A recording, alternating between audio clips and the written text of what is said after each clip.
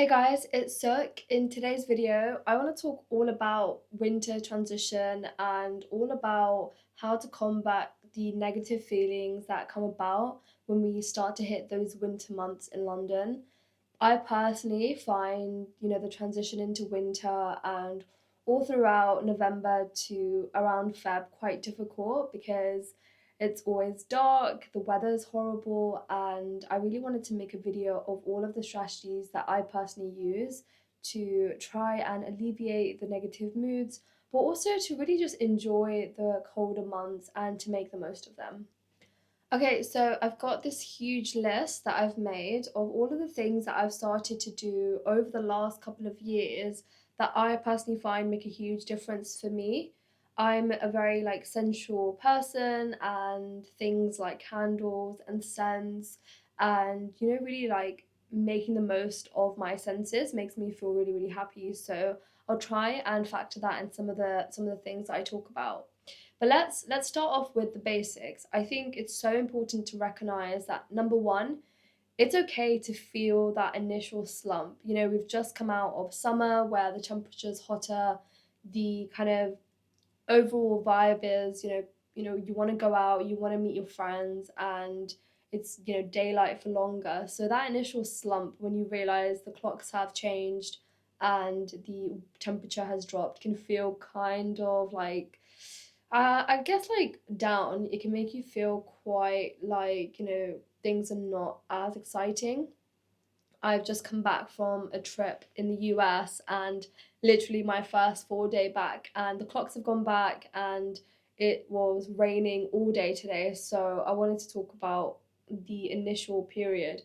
Recognizing that there will be a slump is so helpful, and over the years, I've almost braced myself knowing that it's going to get darker sooner, the temperature's about to drop, and I need to make the most of what I can do to make myself feel better and to try different strategies to really, enjoy the winter months. So I like to see the initial start of winter as like a slump. So what I mean by that is, knowing that it's coming. I think just being mindful of when the clocks are going to change and, when it's going to start feeling colder, and knowing that the temperature is going to drop and the days are going to get shorter is actually just a small thing that you can do to recognize that you're about to go into a slump. And if you're anything like me, the first couple of weeks can be so exhausting and it can make you feel really tired. It can make you feel like you don't want to get up for work, and you're not really enjoying the same foods and the same hobbies and the same routine that you might have built all throughout summer. For me, just recognizing that, I'm heading into the winter months can actually be quite helpful because it helps me to start to do a lot of the strategies I'm about to mention. And it almost feels exciting that I've got all of these new things to now look forward to and prepare for and plan. And that can really just set the tone for the start of winter. One of the biggest things that does help me to come out of that slump is really changing how I see winter. I personally don't see it as kind of this cozy, depressing, sad, rainy month. I really see winter and the kind of seasonal change as a change in energy. So I like to see it as okay, the days are getting shorter, the nights are getting longer, and the temperature's totally changing. And coming out of the September period where things kind of take, they kind of go up, the summer's starting to end and everyone's heading back into work or school and coming back into that routine. And I always like to see the winter as a time to prepare and to, explore your own hobbies and your own goals. And it can be quite a introspective and month where you try new challenges. We've all heard of the great lock-in, which I really like. I think it's an interesting, fun concept, but it's not anything new. It's about setting goals for yourself and re-evaluating how you see the colder months. And if something like the great lock-in helps you to see winter differently, then definitely take that on board. For me, I always see it as a month to kind of get into some of the Christmassy activities, and I'm personally Indian, so it's the start of Diwali, and then it gets into some of the other festivals. And I personally am a huge fan of Christmas, and I love the kind of Christmassy themes and decorations that start to come out. So for me, like, I really changed how I see winter compared to maybe like, 10 years ago. Okay, so one of the things that I've definitely found really helpful, and I'm not really sure when I started to implement this, is to open my windows first thing. I think getting cold air in the morning can feel really uncomfortable and really unsettling at first. But when you make a routine of that, you find that you're actually getting, fresh air first thing. You're allowing kind of your body to wake up and come out of that warm sleep that you've had. And I find that fresh air really helps me. And if, for example, you don't want to, let all of the hot air out of your home and you want to keep that warmth inside, then even going for a walk is something I extremely like highly recommend first thing in the morning. I personally, don't want to go out for a walk every day, so I always make sure that I open my windows, regardless of the temperature. So even if it's super cold, I let that air in, and that fresh air and that cold air makes me feel so much better. I think this actually comes from a German concept called Luften, which is essentially opening and airing out your house. And for me, that's really important. It makes my house feel fresh, and it doesn't have like kind of that damp or home smell or smells of like whatever you've been cooking, or you've been outside or tried new perfumes or whatever your house smells like. So yeah, airing out your house first thing, really important. And I kind of do it all year round, regardless of the temperature, but in the winter, it really helps to lift your mood first. Now, why did I mention that? So the whole concept of like opening your windows first thing is to set the scene and to create a happy morning for yourself. I personally love fresh air, and I love to make my coffee in the morning and have breakfast quite quietly. If I'm working from home, that's a lot more manageable than when I'm going into the office. So for me, those small things create a happy morning. So if for you that means putting on kind of soothing music, or it means putting on like your favorite TV show, or it means journaling in the morning or yoga, whatever it is that makes you have a happy morning, I think you should really thrive for that and build that into your routine. Maybe it's something that you've actually just carried on for summer, or it might be something new that makes you feel a lot better about going into the winter months. Okay, so one of the big things about like opening your windows and exposing yourself to that cold air, another reason why I personally do that is to just expose myself to the changing temperature and the changing months. So another way that you can do that is to, create your routine and go outside. Now, it sounds really simple, but I think when it gets darker, when it gets colder, your natural instinct, or it is to want to stay inside, to be cozy, but you really have to expose yourself to the elements. If you're somebody like me that works from home, that can be quite challenging, and you might find that like the early nights and the colder months make you want to stay inside, but you really have to force yourself outside just that one time. So you like you're it's almost like exposing yourself.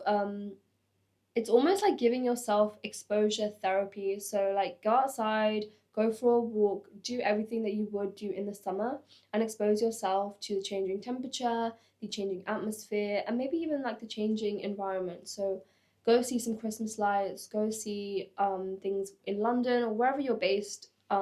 Find like things to do that are seasonal. I personally find that that really helps. It's been very Halloweeny at the moment, so I've loved seeing all of the Halloween decorations, and just, I'm super excited to kind of head into the Christmas decorations. We've recently had Diwali, which has been great, so that, definitely put me in a better mood and has gotten me excited to kind of kick off the winter months. One thing that I also have really started to do over the last couple of years is to fall in love with winter, and not just like the fall wardrobe, or the kind of things that are very seasonal like a pumpkin spice latte, or Christmas decorations. I think it's falling in love with the things that remind you of your own winter. So for me, like, it's small things like bringing out my comfiest robe, and finding like my old blanket, or bringing out some of my favorite jumpers to remind myself like the summer's over and we're heading into the warmer months. And it's not always about buying something new, it's about, revisiting or going back to something that makes you feel cozy, makes you feel warm.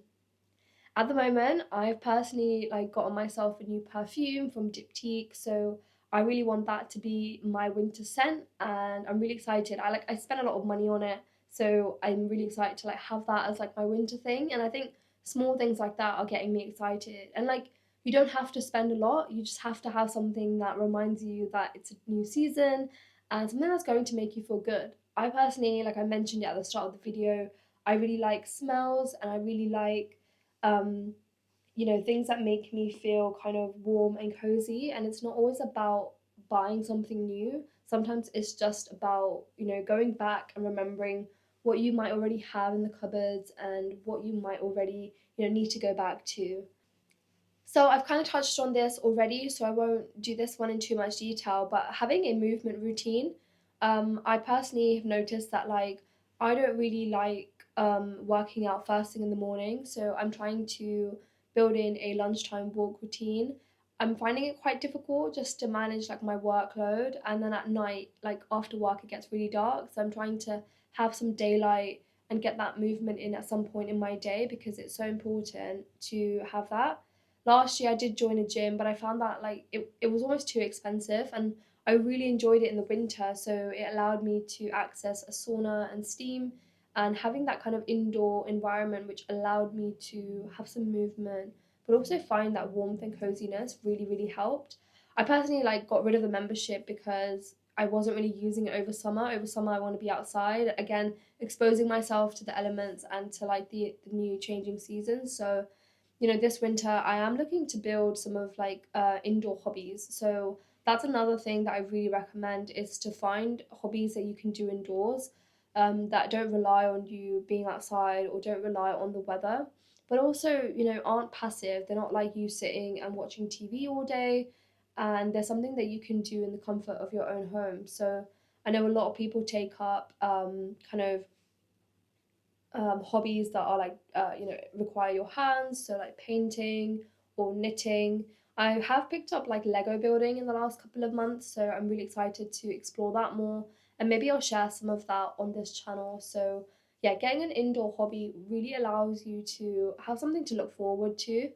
And I personally, I'm not really good with routine. I find that like I enjoyed the gym for a couple of months, but novelty is something that really thrives, but I really thrive off of novelty. So I'm really excited to introduce kind of a new hobby. So we'll see what that is. Next on the list is to actually change your groceries, which I don't hear people talk about often, but it can be like, it's something that is so essential. So I personally find that like over summer, I eat colder foods. I'm just more drawn to them, like cold fruits and whatever's in season, like cold salads. And then I find like all of a sudden I can't eat any of my groceries because I bought so much cold fruit, and it just like it's colder and I don't want to eat that kind of food.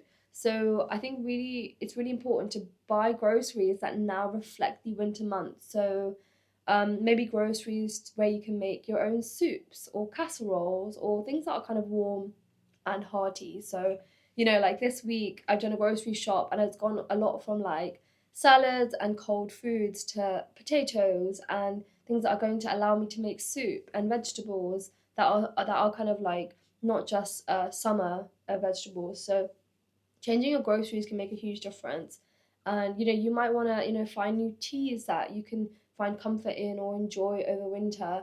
I personally, I stick to my routine when it comes to certain foods like coffees and teas.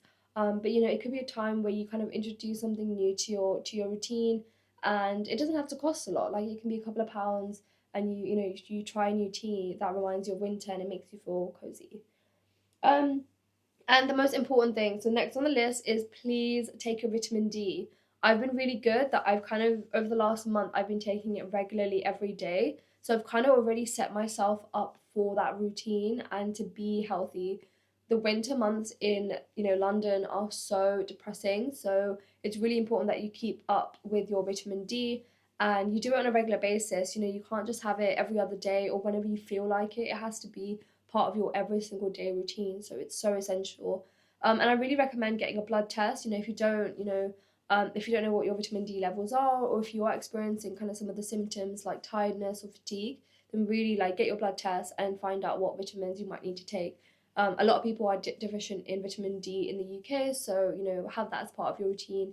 It can change your mood and your overall like attitude towards things. You'll find it's so different. Over the last couple of weeks, I found like my attitude has severely improved, and I feel a lot happier. And I'm going to continue it over the next couple of months, and hopefully have this as part of my like yearly routine. I'm not really sure why you shouldn't take it in the summer either. I'm not one to like expose myself to like really hot sun either. So yeah. And then next on the list is actually like a winter cleaning session. So a lot of people talk about having a spring clean. I think it also applies to the winter. Like it's the time to pack away your summer t-shirts, to bring out the jumpers, to find things that you need in the winter. I personally am thinking of getting a dehumidifier because like drying my clothes in the winter, I hate it, and I want something that kind of makes the winter months a lot more bearable. If you're somebody that has maybe seasonal decor, bring that out. I have like these really cute pumpkin kind of like plant pots, or like the candle holders. I don't remember which one. And I sometimes bring those out like when it's like October time. I've not done that yet, so I might do that. Or when it heads towards Christmas time, put up some lights, put up your decorations, and kind of introduce the winter months back to yourself as soon as you can. So that really makes a huge difference. It might even be something as simple as changing your decor.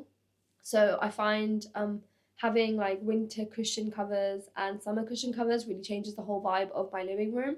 And I have done it for the last couple of years. So in the winter I have like these like cream ones, and they're very cozy and calming. And then in the summer I have like these bright pink ones. I'm a huge pink fan if you can't tell. So like that really changes the environment that I'm creating for myself.